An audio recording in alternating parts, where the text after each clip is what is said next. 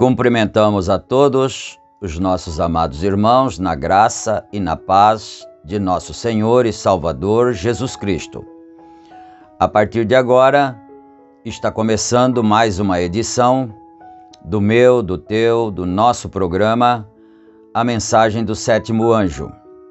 E para darmos início em mais esta programação, nós vamos ter uma palavra de oração falando com o Senhor nosso Deus, o nosso Pai Criador. Oremos todos. Gracioso e bondoso Deus, Pai de nosso Senhor e Salvador Jesus Cristo, humildemente, ó Pai, agradecemos o Senhor pela vida que o Senhor tem nos concedido, pelas bênçãos recebidas das Tuas benditas mãos, e agradecemos ao Senhor por este momento, que é quando nos ajuntamos, os filhos de Deus, ao redor da Tua bendita palavra, Senhor. E nós pedimos perdão por todos os nossos pecados neste momento, nossas fraquezas, entregamos as nossas vidas em Tuas santas mãos e pedimos a direção do Senhor para mais este trabalho, para mais este programa de fé, que o Senhor possa nos dar a inspiração divina para meditarmos na Tua bendita palavra e que todo o Teu povo que está conectado, que está junto com esta programação, seja grandemente abençoado pelo Senhor. E o nome do Senhor seja glorificado através das nossas vidas. Em nome do Senhor Jesus Cristo é que nós oramos neste momento. Amém. Amém. Graças a Deus. Então, meus queridos, nós queremos citar aqui a escritura que vamos ler nesta programação, para que os irmãos que gostam de acompanhar as leituras bíblicas, então possam encontrar em suas Bíblias, não é? Aqui em São Mateus capítulo 19, e nós leremos a partir do versículo 16. São Mateus 19, a partir do versículo 16. E enquanto isso, nós queremos dar então algumas notas rotineiras, né, que fazemos todos os dias. Este programa vai ao ar, ou seja, é publicado através deste canal, a mensagem do Sétimo Anjo, todos os dias no horário das 18 horas. E é um oferecimento da igreja que está em Santa Bárbara do Oeste, na Rua Romênia 212, no Jardim Europa. Os nossos cultos ali são realizados às quartas-feiras às 19 horas e aos domingos às 18h30. E na cidade de Campinas, o nosso tabernáculo está localizado na Rua Geraldo Gonçalves Dias, número 130, no Parque Residencial Shalom. Os cultos ali são realizados todas as quintas-feiras às 19 horas e todos os domingos às 8h30 da manhã. Todos vocês estão convidados a estarem conosco. Será uma bênção para nós ter vocês conosco, não é? E também nós gostaríamos de pedir a todos que não se esqueçam de clicar no símbolo de gostei, não é? No símbolo de joia, assim. E também, se você não é inscrito neste canal, nós pediríamos que você se inscrevesse, não é? E também você pode ativar o sininho das notificações para você receber as publicações assim logo de primeira mão quando elas são publicadas, não é? Nós temos também 3 grupos de WhatsApp. Através desses 3 grupos nós publicamos toda a programação deste canal. Então, se você desejar participar também de um desses grupos, é só deixar aí o teu pedido, manifestar o teu desejo. Tem o número do WhatsApp aí na descrição. E se você quiser também, pode deixar nos comentários o teu pedido e nós faremos isso com muito carinho, com muito prazer, não é?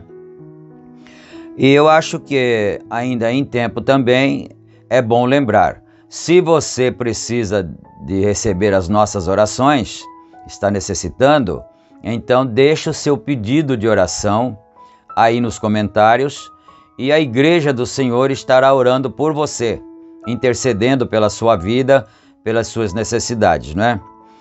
Dito tudo isto, então agora nós vamos para a leitura bíblica, aqui conforme anunciamos, São Mateus capítulo 19 e versículo 16. Vamos aqui. E eis que, aproximando-se dele, um jovem disse-lhe: Bom mestre, que bem farei para conseguir a vida eterna? E ele disse-lhe: Por que me chamas bom? Não há bom senão um só, que é Deus. Se queres, porém, entrar na vida, guarda os mandamentos. E disse-lhe, ou melhor, disse-lhe ele: Quais? E Jesus disse: Não matarás, não cometerás adultério, não furtarás, não dirás falso testemunho, honra teu pai e tua mãe, e amarás o teu próximo como a ti mesmo.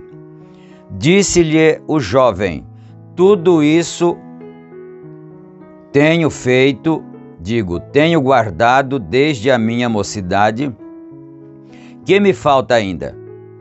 Disse-lhe Jesus: Se queres ser perfeito, vai, vende tudo o que tens, dá-o aos pobres e terás um tesouro no céu. E vem e segue-me. E o jovem, ouvindo essa palavra, retirou-se triste porque possuía muitas propriedades. Disse então Jesus aos seus discípulos: em verdade vos digo que é difícil entrar um rico no reino dos céus. E outra vez vos digo que é mais fácil passar um camelo pelo fundo de uma agulha do que entrar um rico no reino de Deus. Amém, né? Vamos parar aqui no versículo 24. É uma parábola isso, não é? É uma parábola que o Senhor Jesus Cristo fez. Aliás, desculpem, aqui não é uma parábola, mas depois nós vamos falar da parábola, não é? Então, neste caso aqui, o jovem veio mesmo falar com o Senhor Jesus Cristo. E você sabe que o Senhor Jesus Cristo, ele era Deus em carne humana aqui na terra. E ele não fazia nada que não visse o Pai mostrar primeiro a ele. Ele era um Deus profeta, ou um profeta Deus, não é? Ele era profeta dos profetas. Então ele sabia perfeitamente, ele conhecia as intenções dos corações das pessoas, os motivos, o porquê esse jovem veio ali ter com ele, não é? Então ele disse: que bem farei para herdar a vida eterna? Aí eu pergunto, ele não tinha certeza que ele tinha vida eterna, não é? Tinha ou não? Porque ele disse que guardava os mandamentos desde sempre, desde criança, desde a sua juventude, da sua meninice. Mas ele não tinha certeza? Então, se ele tinha vida eterna ou não, por que ele veio perguntar ao Senhor Jesus Cristo o que ele deveria fazer para herdar a vida eterna, né? Esse já é um ponto de interrogação. E o Senhor Jesus Cristo diz: sabes os mandamentos? E citou alguns deles aqui.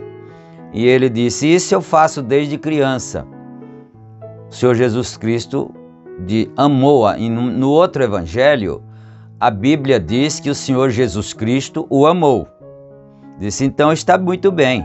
Agora você vai, vende tudo que você tem, reparte para com os pobres e depois você vem e me segue. Aí você vai ter um tesouro no céu. É isso que você está procurando? Vida eterna, um tesouro no céu? Então faça isto e você vai ter esse tesouro que você está procurando. Mas aí o que aconteceu? O rapaz ficou triste. Ele se entristeceu porque ele era muito rico, ele tinha muitas riquezas, né?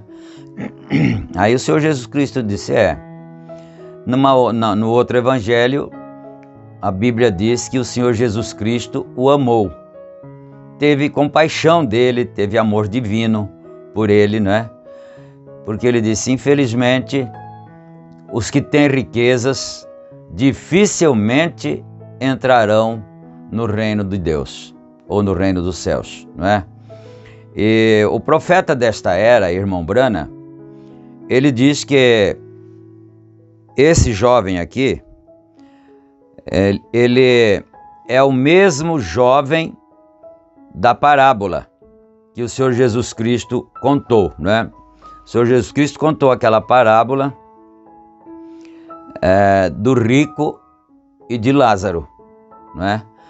Então, e também tem mais um outro episódio, tem esse do rapaz que veio ter com o Senhor Jesus Cristo, tem a parábola do rico e de Lázaro, e também tem a parábola do jovem rico, do homem rico, que tinha muitas plantações, muitas searas, né? E aí produziu demais, e ele disse assim: o que eu vou fazer agora com tanta abundância de sementes e de víveres, né? De riquezas, na verdade? O que eu vou fazer agora? Ele disse: já sei, vou derribar os meus celeiros e vou construir outros maiores para recolher toda a minha colheita, a minha riqueza, né? Aí a parábola diz assim, que ouviu-se uma voz: louco, esta noite te pedirão a tua alma. E o que tens preparado? Para quem será? Então o profeta desta era, irmão Brana, diz que as duas parábolas, tanto de Lázaro como do celeiro, referem-se ao mesmo jovem que era o jovem rico. Ele era um rapaz de caráter, um rapaz bom, um rapaz conceituado na sociedade. Não era um homem, um rapaz jovem que vivia na malandragem, não. Era um homem decente, cumpridor dos seus deveres, né? Mas tinha alguma coisa que lhe prendia aqui na terra, nas coisas materiais. Era o seu dinheiro, né? Então, você acompanha a parábola do rico e de Lázaro, você vai ver que havia um homem rico e Lázaro era um mendigo, pobre, e quando o rico ia fazer suas refeições, Lázaro ficava por ali assim e desejava muito encher o seu estômago com aquelas migalhas que caíam da mesa, mas ninguém lhe dava nada. Até que um dia veio a falecer Lázaro e foi para o seio de Abraão. Isso é uma parábola, não é? E depois também veio a falecer o rico e foi para o Hades. Então você já conhece a parábola. Essa parábola do Lázaro e a parábola do homem do celeiro, que nós citamos aqui, refere-se ao mesmo fato. E só que isso não foi a parábola, essa que nós acabamos de ler. Ele realmente veio mesmo até Jesus para perguntar, porque ele tinha alguma coisa que lhe prendia às coisas materiais, não é? Mas então, nós vamos aproveitar o nosso tempo aqui e vamos dar continuidade lendo na mensagem, aqui que nós estamos lendo a mensagem É Sua Vida Digna do Evangelho, e nós vamos ler aqui então, para darmos continuidade e trazermos luz para o assunto que está em pauta aqui nesta programação de hoje, não é? Então nós estamos parados aqui no parágrafo 245. Aí o profeta continua assim: a luz atingiu ambos os homens. Um germinou, o outro não. Esses dois, ele está se referindo a esse jovem rico e o apóstolo São Paulo, né? Um germinou, o outro não. Esta é a maneira que é hoje. A igreja espiritual e a igreja natural. Então, cada um deles representava uma ala do cristianismo. O jovem rico e o jovem São Paulo. Então é a igreja natural e a espiritual. E o homem rico tinha suas desculpas. Ele não podia fazê-lo. Ele estava muito ocupado com vários amigos do mundo. Ele não queria parar de se associar. Este é o problema com muitas pessoas hoje. Você pensa que porque você pertence a uma loja, você simplesmente não poderia abandonar aquela fraternidade? Todos eles bebem, fazem coisas assim, fazem isto. Correto. Siga em frente com isto. Nada contra a loja, nada contra a igreja. Eu estou falando a respeito de você. Então, isso é individual, não é? Ele não está falando mal da igreja, de igreja nenhuma. Ele está falando que é algo individual. Então, ele diz, eu estou falando de você. Vê, sim, vem, nada contra aquilo. Pois 6 de um é a meia dúzia do outro. Eu simplesmente tive que dizer que a igreja não era nada a não ser uma loja. A denominação, se elas negam a palavra de Deus, então, quer dizer, na verdade, a igreja é uma entidade social, não é? Então, é por isso que ele diz que é uma loja. É uma entidade, é uma associação, mas a igreja é outra coisa, no sentido real da palavra. A palavra igreja quer dizer eclésia e significa tirados para fora. Fora do quê? Não é? Fora da sociedade. A igreja, a eclésia de Deus, é um povo que viaja contramão da sociedade atual de seu dia, em todos os tempos. Se é agora, é para nós. Se foi no passado, é para o tempo deles, no passado. Mas a igreja, a eclésia, sempre viajou contramão da sociedade. Então, observem, o jovem rico teve suas desculpas, embora ele nunca abandonasse seu testemunho.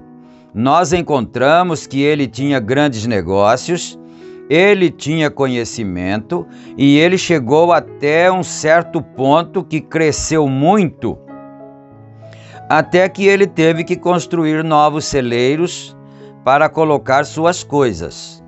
E quando ele morreu, e algum solteirão com seu colarinho virado, isso é o ministro, não é? Com seu colarinho virado, pregou em seu funeral, sem dúvida, e quando ele o fez, ele deve ter dito: eles colocaram a bandeira no meio do mastro, ou seja, a meio mastro, né? E disseram: nosso querido, amado irmão, o prefeito desta cidade, está agora nos braços do Todo-Poderoso, porque ele era um grande membro da igreja, ele fez isto, aquilo e aquilo outro, e a Bíblia diz, né, abre aspas aqui, no inferno ele levantou seus olhos estando em tormenta, fecha aspas. Vem?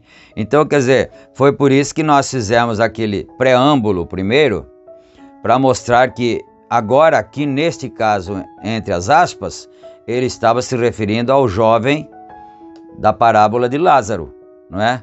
Então a Bíblia diz que quando ele morreu, Lázaro morreu, foi para o seio de Abraão, o rico morreu, foi para o inferno, foi para o Hades, e de lá ele levantou os olhos e viu Lázaro no seio de Abraão, não é? Foi isso, então é isso que ele está comentando, mencionando aqui. E recordem, ele ainda continuava com sua declaração no inferno. Ele viu Lázaro no seio de Abraão e ele disse: pai Abraão, manda Lázaro aqui. Então você vai notar que mesmo lá no inferno ele ainda estava acreditando que ele era um religioso, membro de igreja exemplar, modelo, né? Padrão. Continuou a chamar seu pai. Vem. Ele tomou seu conhecimento e foi para uma igreja intelectual. Quando a luz o atingiu, ele a rejeitou. Se aquilo não era, não é a inclinação moderna da igreja hoje, eu não conheço isto. Não importa o que Deus faça brilhar em seus caminhos, a coluna de fogo, ou seja o que for, eles continuam com seus conhecimentos, eles podem explicar isso e irem a um grupo intelectual para um encontro social. Mas Paulo já estava nos encontros sociais. Então, quando ele está dizendo aqui que quando Paulo teve o encontro com Jesus no caminho de Damasco, ele já estava frequentando a sociedade, a alta sociedade, porque ele já era um doutor, né? Ele foi formado aos pés de um dos maiores mestres daquele tempo, né? Então ele estava no nível para frequentar a alta sociedade, não é?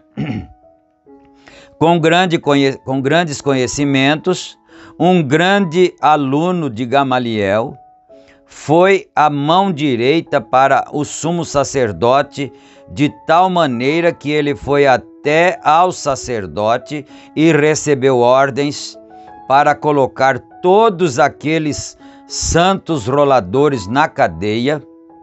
Mas quando a luz atravessou o seu caminho e ele viu que aquela mesma coluna de fogo que guiou a Israel através do deserto era Jesus Cristo, ele abandonou todos os que ele sempre conheceu, ele veio à vida. Então, ele está fazendo um paralelo aqui de São Paulo, que era também um jovem rico, não é? Na verdade, você vai dizer, mas ele era rico?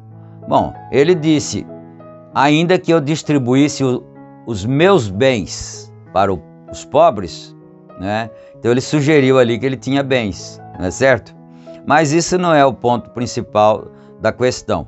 Então, quando ele estava na mesma condição do outro jovem, do jovem rico, mas quando a luz brilhou para ele, que ele teve aquele encontro no caminho de Damasco, olha só, né? O que aconteceu, que diferença. O jovem rico se entristeceu e saiu, deu as costas e se foi.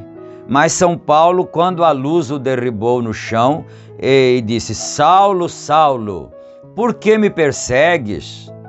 E ele disse, mas Senhor, quem és tu? Né? E o Senhor disse, eu sou Jesus Cristo, eu sou Jesus, a quem você está perseguindo, né? Porque ele estava perseguindo, na verdade, os pequeninos de Deus, a igreja de Deus, os poucos crentes daquele tempo ainda que tinha, né? E era eles que ele estava perseguindo. Ele pensou que ele não estivesse tendo nada a ver com Jesus. Mas o Senhor Jesus Cristo disse, eu sou Jesus, a quem você está perseguindo. Aleluia, glória a Deus. Então, ele veio à vida. Poderia você chamar a vida daquele homem rico uma vida digna do evangelho que ele ouviu? Embora ele fosse um crente, poderia você chamar aquele tipo de vida entre os intelectuais e as festas, naquela noite lá em cima, enquanto o sol se inclinava, brindando, e talvez algum sacerdote dizendo uma oração lá em cima, no topo, e ele tinha a festa, né? Ele tinha a festa, e um mendigo deitado no seu portão lá embaixo, e ele brindava e falava a respeito de sua grande fé que ele tinha em Deus. E antes da luz do sol, na manhã seguinte, antes que o sol pudesse nascer, ele estava no inferno. Aqui são as palavras do profeta de Deus. Antes que o sol pudesse nascer, ele já tinha morrido e já estava no inferno.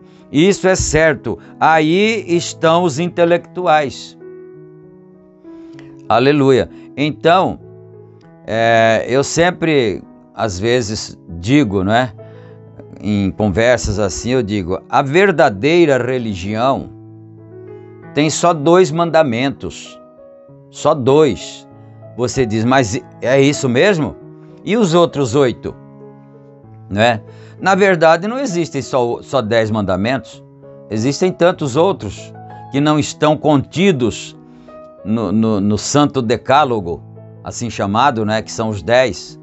Mas existem tantos outros mandamentos na Bíblia, né? Agora, a verdadeira religião tem só 2.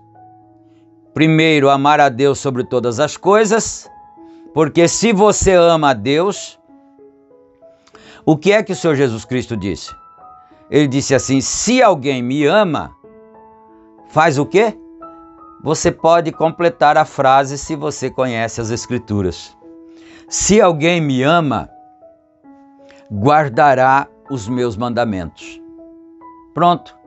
Amar a Deus significa guardar os mandamentos, inclusive o segundo. Não é? Porque primeiro mandamento, amar a Deus sobre todas as coisas, de todo o coração, de toda a alma e de todo o entendimento. E o segundo mandamento, que é menor, mas é grande também, mas é menor que esse, seria amar o teu próximo como a si mesmo. Porque se você não cumprir o primeiro, automaticamente você já está descumprindo o segundo, não é?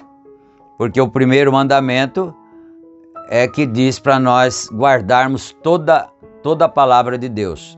E na palavra de Deus diz que nós devemos amar ao próximo. Então, eu sempre digo, a verdadeira religião tem só 2 mandamentos. E às vezes nós ficamos embaraçados com coisas materiais, com costumes. Né? Tá certo que as mulheres precisam se trajar honestamente, mas eu estou dizendo honestamente. Eu não estou dizendo luxuosamente, né? Com vestidos caríssimos, com roupas, com adereços, com aparatos que custam centenas e centenas. Honestamente é uma coisa, e luxuosamente, granfinamente é outra coisa. Então é um dever, é claro, do homem também se trajar honestamente, né? Não é só a mulher não, o homem também. E se portar decentemente, ser pagador de suas dívidas, ser cumpridor dos seus tratos. Você sabe que a palavra do homem representa o seu caráter. Se ele não cumpre a sua palavra, não cumpre o que ele prometeu, o que ele combinou, então aquilo ali representa o seu caráter. Nós sempre pensamos isso, não é? Se você faz um trato com alguém, hoje em dia precisa de documentos, precisa de reconhecer firmas, ir no cartório, autenticar a sua assinatura ali, porque senão ela não vai valer nada, não é? Mas o que é isso? Seria tão bom se os homens honrassem a sua palavra, aquilo que ele trata, aquilo que ele combina, falando, não precisa escrever nada porque eu sei o meu dever, eu sei o que eu combinei, eu sei com o que eu me comprometi, né? Isso representa o caráter do homem. Mas vamos aqui, né? Mas Paulo, quando a luz o derrubou, vamos comparar sua vida e vermos se é digna. O que aconteceu? Quando Paulo, a luz o atingiu, ele abandonou todo o seu conhecimento, ele se afastou daquele grupo intelectual e andou no Espírito de Jesus Cristo, glória a Deus. Mas, tão inteligente como ele era, nem mesmo usou grandes palavras. Quando ele saiu dentre os coríntios, disse, as quais também falamos não com palavras de sabedoria humana e nem com palavras persuasivas, porque colocaria fé naquilo, mas eu venho em simplicidade no poder da ressurreição de Jesus Cristo, para que vossa fé estivesse lá. Há uma vida, observe isto. Então ele disse aos coríntios, né? Quando eu vim ter convosco, eu não vim com palavras persuasivas, com palavras intelectuais. que é difícil, precisa ter um dicionário para saber o que significa aquilo. Não, ele veio na simplicidade. Eu não sei se você sabe que os historiadores, eles dizem que uma grande dificuldade para traduzir o Novo Testamento era a maneira simples que o Senhor Jesus Cristo falava. Era o seu dialeto simples, não é? E São Paulo também adotou essa mesma maneira. Ele disse: eu, quando vim ter convosco, eu não vim com palavras persuasivas, né? Com palavras que conseguem persuadir a pessoa aqui no intelecto. Mas o interesse dele era que a pessoa recebesse a palavra aqui na alma, aqui no coração, não é? Então, observe isto. Ele nunca usou sua educação, ele nunca andou com o grupo intelectual, ele andou no Espírito de Cristo, humilde, obedecendo a palavra de Deus, quando ela era muito contrária aos seus credos, mas Paulo viu a luz e andou nela. Não é correto? Deixando a vida de Cristo refletir Jesus Cristo para a era a qual ele vivia, para que o povo pudesse ver o Espírito de Deus nele. E os humildes creram tanto nisto que eles até quiseram trazer seus lenços. Eles tocavam em seu corpo e eles creram tanto nisto. Ele era tal a representação de Jesus que onde ele tocava, eles criam e eram abençoados. Sim. Que homem era aquele? Bom, às vezes eu fico meditando, se fosse hoje, não é? Se fosse, por exemplo, com o profeta de Deus para esta era hoje, que as pessoas quisessem tocar nele, apalpá-lo assim, ou então pegar o seu lenço, um pedaço da sua roupa, é claro que não faltaria quem dissesse que é uma idolatria. Mas que coisa, né? Que falta de conhecimento do Espírito Santo, não conhecimento aqui no intelecto. Conhecimento do Espírito Santo, porque se fosse isso que acontecesse agora nos nossos dias, eles diriam que era uma idolatria. Mas não era idolatria. Eles estavam crendo porque eles criam naquele homem como um mensageiro de Deus. São Paulo foi o primeiro mensageiro das 7 eras da igreja. Paulo, Irineu, Martim, Columba, Lutero, Wesley e Elias. Está vendo? Não é? 7 mensageiros. Paulo foi o primeiro. E ele estava tão revestido de poder que se as pessoas tocassem nele, elas eram curadas. Quando levavam os lenços dele, que ficava em contato com seu corpo, no seu bolso, para a pessoa doente, a pessoa era curada. E isso era uma idolatria? Não, não era. Isso era a demonstração do poder de Deus. Aleluia. Sim, que homem era aquele?